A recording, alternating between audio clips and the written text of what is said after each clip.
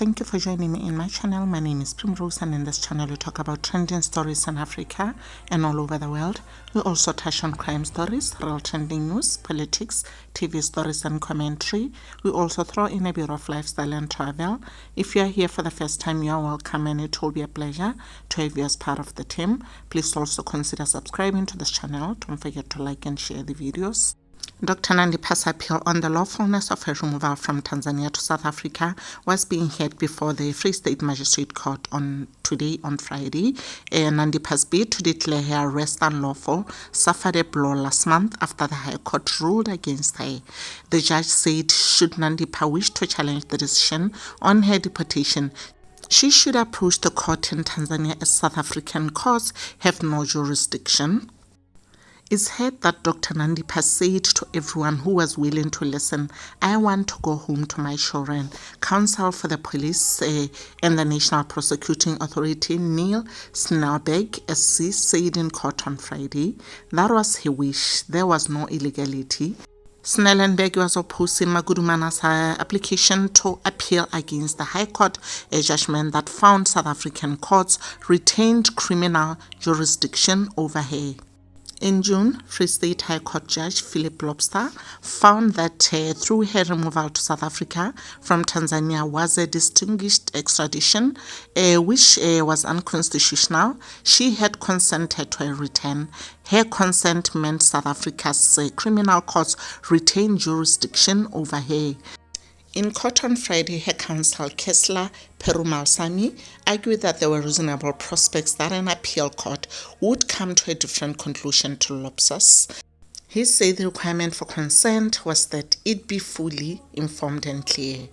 He referred to a recent judgment of the Supreme Court of Appeal, which he said set out the requirements for informed consent, including that the waiver must be clear and unequivocal, that the applicant was aware of the extradition treaty between the two countries, that they knew they were entitled to a hearing, and that they knew of the double criminality principle, namely that the crime they were accused of was a crime in both countries.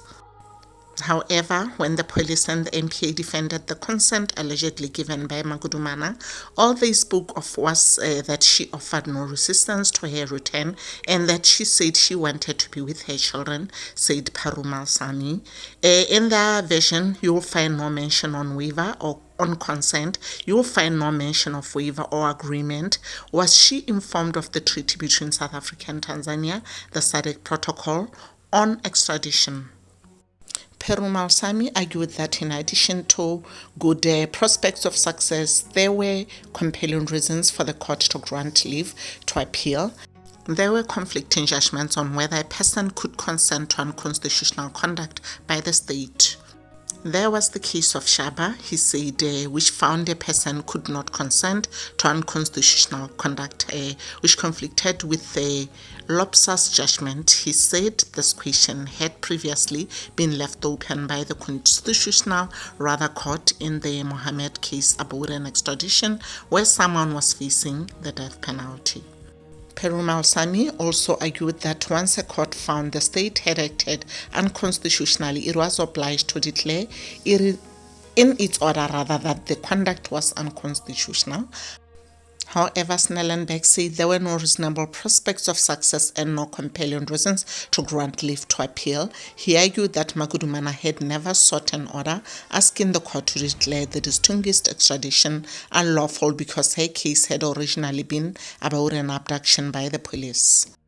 If a party wishes a declaration of invalidity to be issued in relation to particular conduct, it must properly and specifically place such an issue before the court, he said in his written argument. In court, he also argued that SCA judgment Perumal-Sami was referring to was not a conflicting judgment, and paragraphs Perumal-Sami had quoted from where recounting counsel's argument, not distilling the law, nor had the Constitutional Court left the question open in Mohammed in its judgment, was looked at in context, he said. There is no novel point. There are no conflicting judgments here. There is an argument that the applicant wants to proffer, but it is not supported by the law. They are looking for compelling reasons because they do not have prospects of success, he said.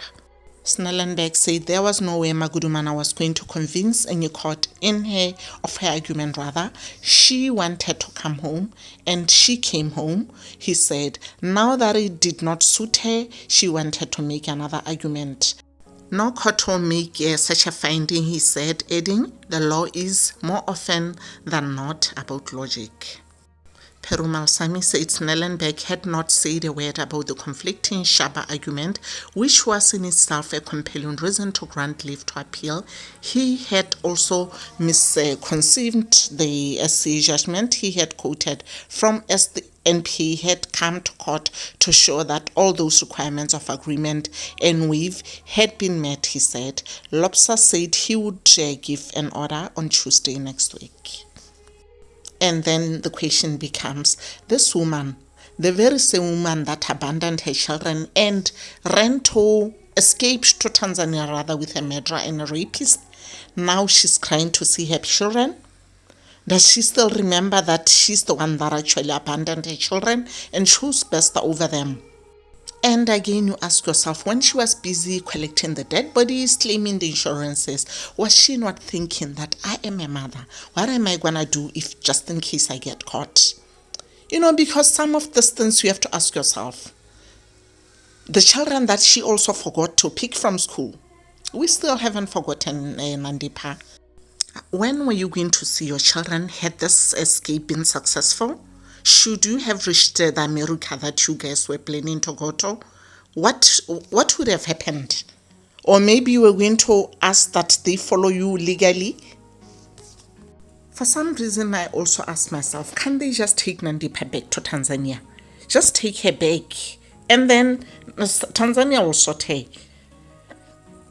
So that things are just, we reverse things the way they were. Maybe the mistake was to go get her. Did she forget that she was spending taxpayers' money? How much they spent to actually be brought back? That's a serious inconvenience. Right now, all those court cases, the sitting down and everything, it's money.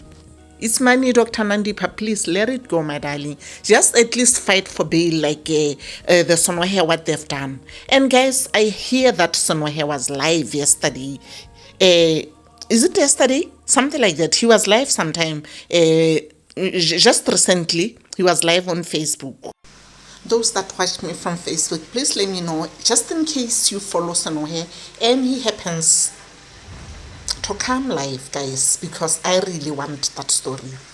Yeah, guys, thank you so much for being a part of this video. Please remember to give this video a like and a share and consider subscribing. I'll see you on the next one.